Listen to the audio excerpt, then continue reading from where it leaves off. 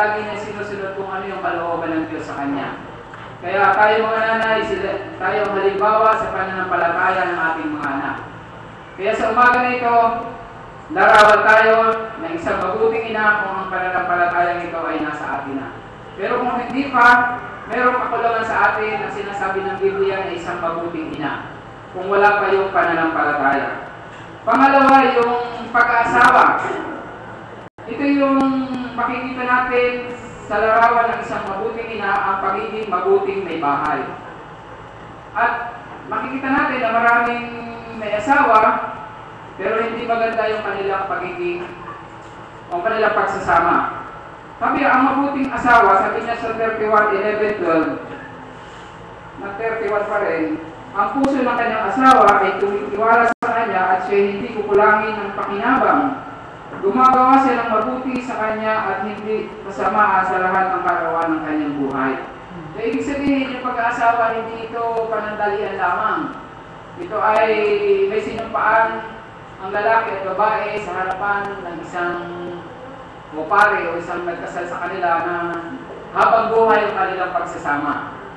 Kaya yung pag-aasawa, ito sabi nga ng kasabihan, pag napasok ka, pwede mong pagkain na pag napasok ka, ay iluluwa. Ang pag-aasawa, ito yung habang buhay. Habang nabubuhay ang babae, habang nabubuhay ang lalaki, kayo ang magsasama. Kaya ang larawan ng isang mabuting ina sa kanilang pagsasama, naroon yung paggalang niya sa kanyang asawa. Hindi siya yung under niya yung kanyang asawa. Kailangan yung lalaki ang namumulo sa isang bahay at yung babae katulong niya. Hindi yung babae yung aanderin niya yung kanyang asawa. Sapagkat maraming mga babae ngayon, gusto nila sila yung commander. Sila yung hari. Pero ang mabait na babae, sa larawan ng isang mabait na babae, nagpapasakop siya sa kanyang asawa. Sa pagpapasakop na ayon sa kalooban ng Diyos. Kasi meron siyang pananampalataya eh. Alam mo, papasakop siya, hindi naman ayon sa kalooban ng Diyos. Yun ang sinasabi natin. Ginagalang niya yung kanyang asawa sa ikabubuti niya. Sa ikabubuti ng kanyang mga anak. Kaya nga, sabi ng Biblia, igalang mo ang iyong asawa, di ba? Gaya ng mga anak. Igalang yung inyong ama at ina na siya unang utos na may pangako. So, kayamanan pala sa isang asawang lalaki na magkaroon siya ng isang asawang babae. Kaya magpasalamat tayo mga galang tatay kahit may asawang babae. Mabait ba yung ating mga asawa? Amen. Salamat sa Panginoon. Nakasumpong tayo ng isang kayamanan. Sige, sabi dito ng Biblia eh. Sino makakasumpong ng isang mabait na babae? Ang katulad daw niya ay isang kayamanan parang ruby, di ba? So, napakahirap talagang masumpungan ng isang babae na pagkakatiwalaan, na pag umalis ka ng bahay, alam mo hindi rin siya alis, nandun siya, naglilinis ng bahay, nagluluto, hindi yung pumunta na sa kapitbahay, pag alis mo, mag-chismisan, pagdarating ka na, saka lang uwi, saka nagkumahog paglilinis ng bahay. Diba, napakaganda na masumpungan natin yung isang asawa na sinasabi ng Biblia na isang mabait na asawa. Kaya yun ang isang larawan ng isang mabuting ina ang pagiging mabait na asawa. Pangatlo, sa isang pagiging nanay naman. Siyempre, pag nag-asawa ang babae at lalaki, magkakaroon sila ng anak. Hindi na matatawag na pamilya kung walang anak, di ba? Kaya nga yung pagiging nanay ay napakahirap. Kung magpapalitin siguro kami ng sitwasyon ng aking asawa, ayaw kong maging nanay. Kasi yung isang nanay, hindi, parang nasa trabaho, hindi ka na nag-apply ng trabaho, nasa trabaho ka na talaga eh. Yun yung gagawin mo araw-araw, paggising mo, hanggang sa pagtulog mo, paggising mo, yun pa rin ang gagawin mo bilang isang nanay. Kaya napakahirap ng isang nanay na mag-alaga ng kanyang mga anak. Pero isang larawan ng isang mabait na nanay, tinuturuan niya yung kanyang mga anak na magmahal sa ating Panginoon. Diba, sabi ng Panginoong Hesus, huwag niyong hadlangan yung mga bata na lumapit sa akin, sapagkat sa kanila ang kaharian ng Diyos. Sa Lucas 18:16 niya nakasulat. At sinabi rin ng Biblia sa Proverbs 22:6 na turuan ng bata sa dapat nilang lakaran upang sa kanilang pagtanda hindi nila ito malilimutan. Kaya isang larawan ng isang mabait na nanay na tinuturuan nila ang kanilang mga anak sa daan ng ating Panginoon. Sapagkat marami ang mga nanay na hindi tinuturuan ang kanilang mga anak o hindi man lamang nasasabi kung ano yung kalooban ng Diyos sa kanilang mga anak. Kaya nga, dapat nating turuan ang ating mga anak hanggang sa kanilang paglaki. Di ba sinabi yan sa 31 verse 23? Sabi niya rito, ang kanyang asawa ay, sa 26. Binubuo niya ang kanyang bibig na may karunungan at ang kautusan ng kagandahang loob ay nasa kanyang dila. Ibig sabihin, binubukan niya yung kanyang bibig sa karunungan sa pagtuturo sa kanyang mga anak ng daan ng ating Panginoon. Yan yung pagiging nanay.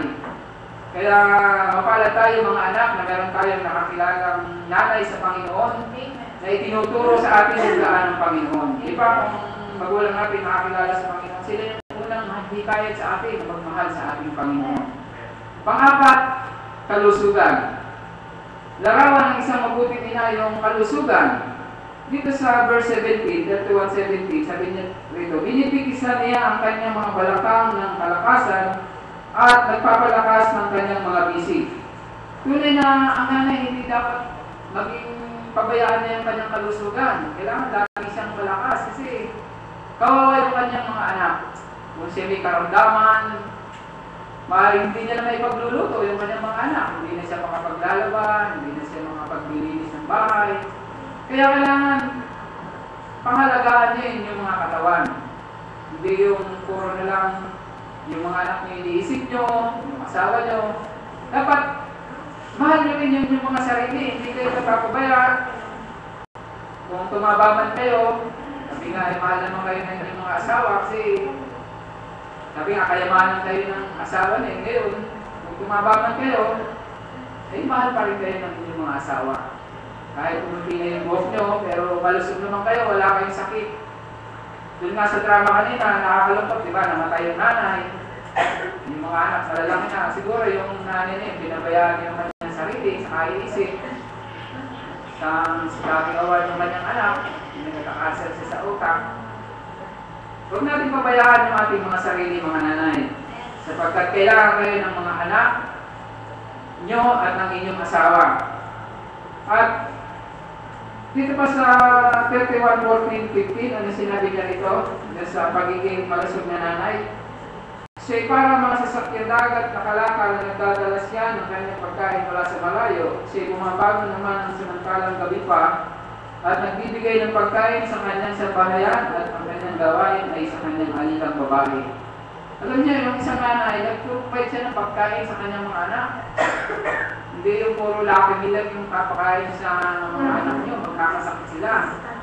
Dapat, ang isang nanay, kung siya healthy, alam niya yung mga healthy foods na ipapakain nila sa kanilang mga anak.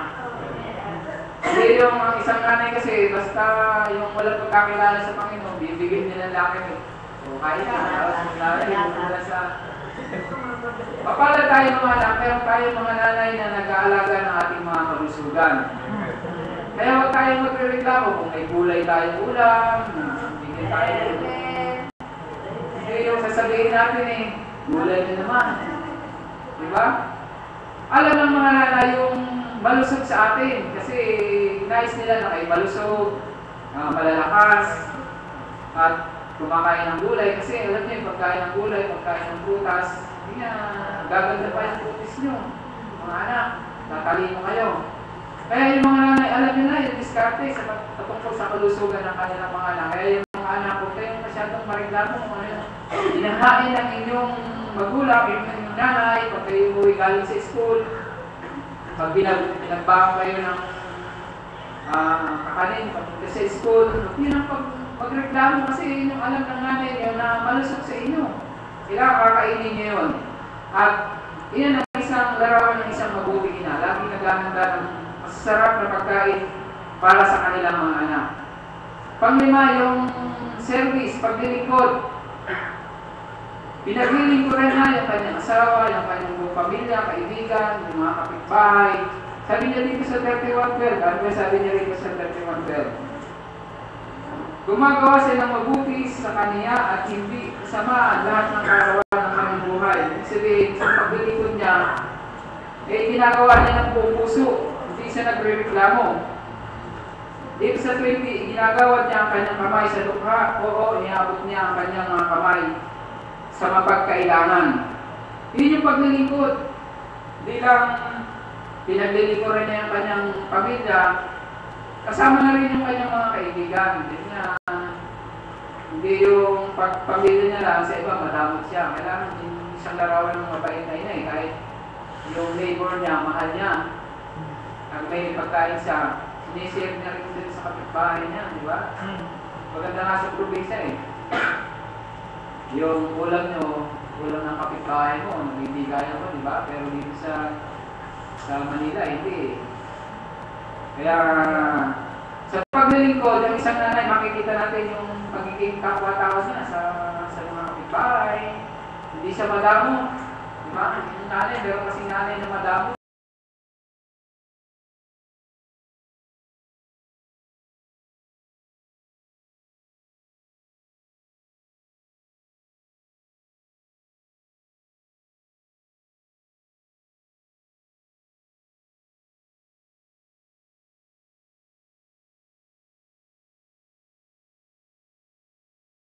So, finances. Dito sa 31:16 ng pinag-aaralan natin, sabi niya rito, kanyang minamasdan ng bukid at binibili sa pamamagitan ng kanyang kamay ay nagtatanim siya ng ubasan. Ibig sabihin, yung pera na kanyang tinatanggap mula sa kanyang asawa, hindi basta niya lang ginagastos kung saan. Hindi niya ni-spend niya yung money niya wisely, hindi yung basta na pag dumating yung pera sa kanya, kung ano lang bibili niya. Pero dito sa 60, sabi niya, kanyang minamasdan ng bukid at binibili sa pamamagitan ng kanyang kamay. Ibig sabihin, minamasdan niya muna isang bagay na bibili niya, hindi yung basta na lang kung may pera siya, bili na lang siya ng bili. O kaya yung pera na nasa kanya, i-invest niya para hindi pasayang. Kaya nga, pagbili rin ng mga pangangailangan ng kanyang mga anak, he carefully to purchase quality item sa pangangailangan ng kanyang pamilya, hindi yung walang quality. Kasi pag walang quality yung binibili ng isang nanay, parang sayang lang, di ba? Isang gamit mo lang, wala na. At yung pera na binibigay sa atin ng ating mga asawa, ay alam natin na pinagkakatiwalaan nila tayo. Kaya tayo yung bangko ng ating mga asawa.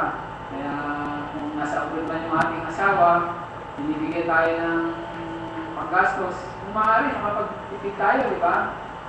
Kasi hindi laging nasa malayo yung ating asawa o nagtatrabaho yung ating asawa.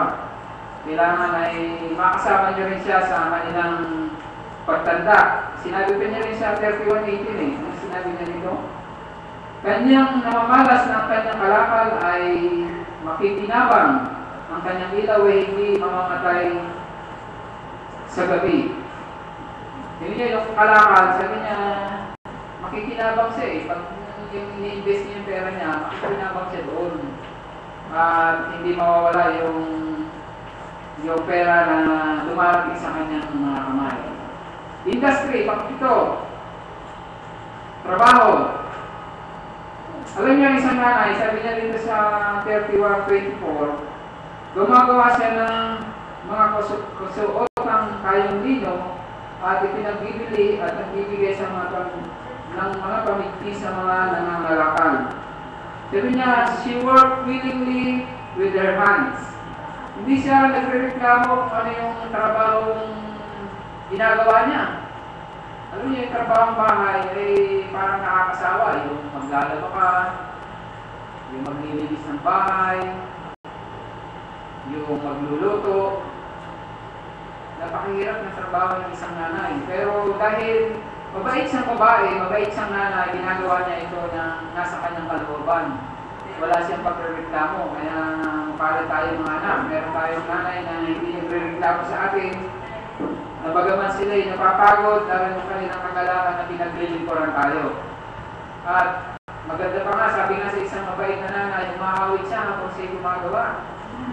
Alam mo yung mga awitin patungkol sa ating Panginoon. Na mawawala yung pagod mo, di ba? Habang gumagawa ka, hindi ka nagmamakdol. Lalaba ka, maawit ka ng papuri sa Panginoon. Pero yung ibang nanay na walang pagkakilala sa Panginoon, maaaring sa galit na sa mga ginagawa niya, maaaring tatapon na lang, no? Para hindi na lalabahan sa pagdumi. Pero yung nanay natin, matyaga sila sa mga trabahong bahay na ipinagkaloob ng Diyos sa kanila. Kung man sila may trabaho rin, yung mga nanay kasi nagtatrabaho, hindi pa rin nila pinababayaan yung trabaho nila sa kanilang bahay. May mga nanay na nagtatrabaho, pero yung gampanin nila sa kanilang tahanan, hindi rin nila pinababayaan. Kaya magpasalamat tayo mga anak, na bagaman busy yung ating nanay, nagtatrabaho rin, hindi nila tayo pinababayaan. Sa homemaking, sa gawaing bahay, sa Kawikaan 31:21 naman, basahin natin. Hindi niya ikinagatakot ang kanyang sambahayan sa niebe sapagkat ang buo niyang sambahayan ay nakapananangit ng mapulang-mapula. At dito sa 22, gumagawa siya sa kanya na mga unang may burda, ang kanyang pananamit ay mainam na kayong lino at ng kayong kulay ube. Ibig sabihin, yung nanay talagang busy-busy yan eh. Gumagawa siya o nakikreate siya ng mga inviting atmosphere of warmth and love for the family and guests. Yun sa bahay nila, hindi magulo. Pagpapasok tayo sa bahay ng isang nanay, dapat hindi makalat. Kung makita natin dito sa drama kanina, di ba? Nung wala yung nanay, makalat na. Di ba? Alam niyo, yung isang mabait na nanay, yung kanilang tahanan, parang, ano niya yun eh, lagi niyang pinapaganda. Sabi niya, kung may bisita man dumating, hindi siya natatakot eh. Di ba? Sabi niya rin ito sa ating binasa sa 21, hindi niya ikinatatakot ang kanyang sambahayan sa niebe sapagkat ang buo niyang sambahayan ay nakapananamit ng mapulang-mapula. Ibig sabihin, yung pananamit ng kanyang mga anak, hindi niya pinababayaan. Hindi lalabas yung anak niya, madumi yung damit, madungis. Sabi niya, hindi niya ikinahihiya. Ma-surprise man ng walang bisita yung mga anak mo, yung bubog. Hindi lalabas sa ilog niya. O nang bibitata yung kanyang damit, o yung kanyang kasuotan. Yun yung isang nanay. Nagtatahi siya ng mga sirang damit kung may oras. Hindi niya iluubos yung panahon niya sa mga bagay na hindi nasasayang. Doon sa 31:15, ang kanyang sinabi niya rito, siya ay bumabagong naman sa magkalang gabi pa at nagbibigay ng pagkain sa kanyang sambahayan. Alam niya, yung walang nanay pala na tanghali ng gumising. Alam niya, yung nanay ko, maaalala ko, hindi siya sinisikatan ng araw sa higaan. Pag-ising ko, may kape na, tawagin ka niya, may pagkain na. At hindi siya nagre-reklamo. Gaman nasa bukid, ay gaman mahirap ang buhay, makikita natin yung pagtitiis ng mga magulang. Sana makita natin yun sa ating mga anak, ng ating mga anak ngayon. Pag tayo ipasok, di ba, maaga sila gumising, prepare tayo ng ating mga pagkain, pinamamalansya tayo ng damit. Pero sana yung ginawa ng mga nagdrama dito, yung kanilang nanay, buhay pa, yung ganti nila, meron silang mga medal, di ba? Si Hana, naging first honor, di ba? Kaya napakaganda, suklayan natin yung mga paghihirap na ginagawa ng ating mga nanay para sa atin. Pagkat hindi makapagbabawas ng kanilang stress sa kanilang pagiging nanay o pagiging makulit natin na bagaman tayo makukulit, pero nandiyan yung ating nanay na sumusuporta sa atin. Yung oras, pang siyam na ito, yung oras. Sabi niya, niya rito, si work diligently to complete her daily task. Dito sa 31:19, sabi niya rito, kanyang itinangan ang kanyang mga kamay sa panulit at ang kanyang mga kamay ay humahawak ng panghabi. Ibig sabihin talagang busy ang nanay. Hindi lang pagkatapos mag-ilis ng bahay, pupunta na siya sa kapitbahay, o may pupunta sa mall, o pupunta sa kanyang mga kaibigan, kundi yung mga nalalagay pa niyang oras, nananahi pala siya ng damit. Ito yung larawan ng isang mabuting nanay. At ano pa yung ginagawa niya? She does not spend time dwelling on those things that do not please the Lord. Yan ang unang-una. Na hindi na ginagawa ang isang bagay na hindi makapagbibigay luwalhati sa kanyang Panginoon. Kaya yung time ng nanay hindi nasasayang. Diba?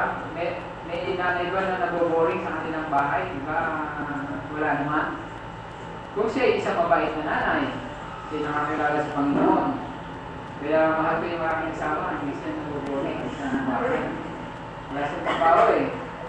Pero yung pag-iibig ng bahay, pag-aayos ng bahay, ay naroon. Diba? Sa harap pag-uwi ng bahay, bahay kasi pag-uwi mo makala, parang hindi ka makapagpapahinga, di ba? Pag may matatalisod ka, siguro pag may karmalitan din mo kasama, isip pa na yung kalat sa bahay. Kaya kung nanay nainis, yung higaan nainis, yung sala, yung kainan, hindi ka makaplato, may pagkainan, di ba? Yun isang mabait na asawa, isang mabuting asawa. Kaya yun yung hahanapin niya, mga kabinataan. Na ang kagandahan ay hindi sa panglabas lamang. Hindi sa kanyang kalooban, yun yung panghuli, yung kagandahan eh. Yung kagandahan, hindi lang ito sa panlabas, dito sa 31:25, sabi niya rito. Kalakasan at kamahalan ay sa kanyang suot, ang kanyang pinatawanan ng panahong darating. Dito pa sa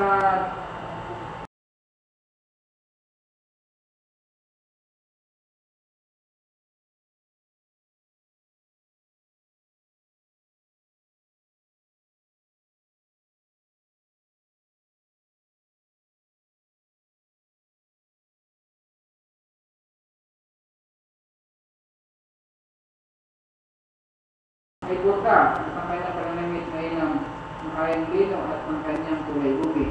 At dito sa 30, ang lingat ng mundaraya at ang kanyang gandahan ay walang kapatid.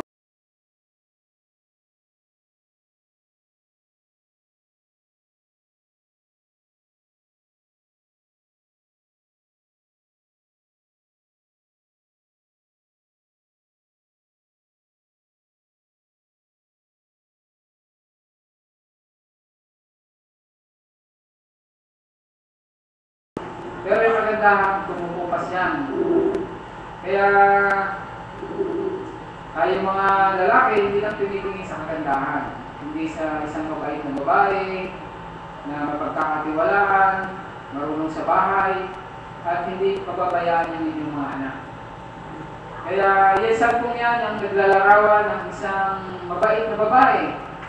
Una, yung pananampalataya, sa pag-aasawa, sa pagiging nanay, sa kalusugan, sa paglilingkod, sa paghawak ng pera, sa trabaho kanyang ginagampanan, at sa gawaing bahay, sa oras na ibinibigay sa kanya at sa kanyang kagandahan. Hindi niya pinapabayaan yung kagandahan na nasa kanya, sapagkat kailangan ng